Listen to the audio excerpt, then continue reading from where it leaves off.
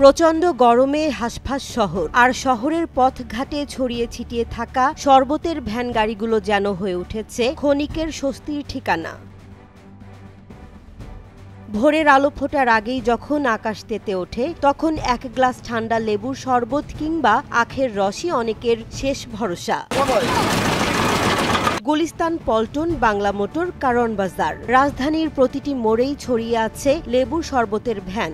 10 থেকে 15 টাকায় মেলে ঠান্ডা পানীয়। প্রতিদিন হাজার হাজার মানুষ এগুলো পান করছেন একটু প্রশান্তির আশায়।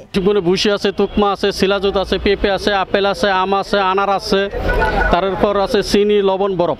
বরফ ক্ষতিকর কেমনি হইল?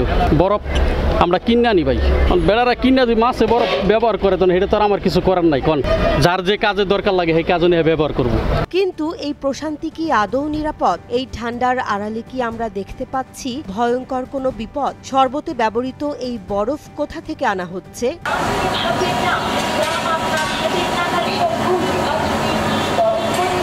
খোঁজ নিয়ে জানা গেল, যেসব বরফ কল থেকে বরফ সংগ্রহ করেন শরবত বিক্রেতারা, সে বরফ মূলত তৈরি করা হয় মাছ বিক্রেতাদের জন্য।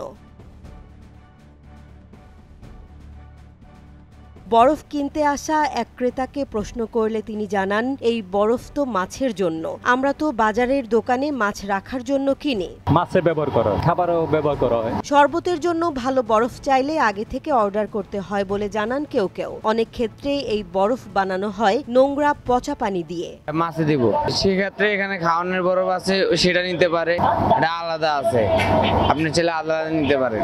ওটার দাম একটু বেশি আর এটার দাম কম। এদিকে এক শরবত বিক্রেতা অকপটে স্বীকার করলেন, ভাই শরবত তো ঠান্ডা না হলে কেউ খায় না, আর এত গরমে বরফ ছাড়া চলে না, দোকান থেকে যেটা পাই সেটাই দিই। আমাদের জানার সুযোগ কোথায় বরফটা কি দিয়ে বানানো? বরফটা ঠান্ডার জন্য। বরফ কোনো মাছের আর মানুষের এরকম কোনো লেখা নাই, সম্পূর্ণ একই ধরনের বরফ। দেখা যাচ্ছে পানি যারা তৈরি করে তারা ভালো পানি দিয়ে তৈরি করে, এরপর আমরা মাছও ব্যবহার করি, খাবার লিগেও ব্যবহার করি। আমরা তেমন এটা বলতে পারবো, ফ্যাক্টরি বলতে পারবো বা ডাক্তারে বলতে পারবো, আমরা নিজেরা বলতে পারবো না, আমরাও কিনে আনি। বরফ না দিলে তো অনেকে খায় না। আপনি যেটা বলছেন যে একজন ই করতে পারে, বরফ না দিলে অনেকে খায় না, যে ঠান্ডা নেই আমি খাম না, আইটাও জায়গা অনেকে না খায়, আইটাও জায়গা বরফ নেই আমি খাম না। এক পথচারী জানালেন, সারাদিন রোদের মধ্যে ঘুরতে হয়, এক গ্লাস ঠান্ডা শরবত না হলে শরীর চলেই না। গরমের লেগে আসলে এটা কতটুকু ক্ষতিকর, কতটুকু বা ভালো, এটা আমি বুঝতে পারতেছি না। তবে খাইতেছি, তৃপ্তি মিলতেছে, এখানকার ক্ষণিকের জন্য এটা যেমন ভালো হইতেছে, পরবর্তীতে তা হইতেছে না যেটা কি হবো। অন্যদিকে স্টেডিয়াম মার্কেটের সামনে এক ডাব বিক্রেতা বলেন, ডাব তো একদম প্রাকৃতিক, কিন্তু দাম একটু বেশি বলেই মানুষ নেয় না। অথচ ওই লেবুর শরবতে যেসব জিনিস মেশানো হয় তাতে শরীরের ক্ষতি হবেই। গরমের দাম বেশি, মানুষে খায় না, এত দাম দেখায়নি, অনেক দাম, আরো তো দাম বেশি নেয়, আমরা বেচতে পারি না।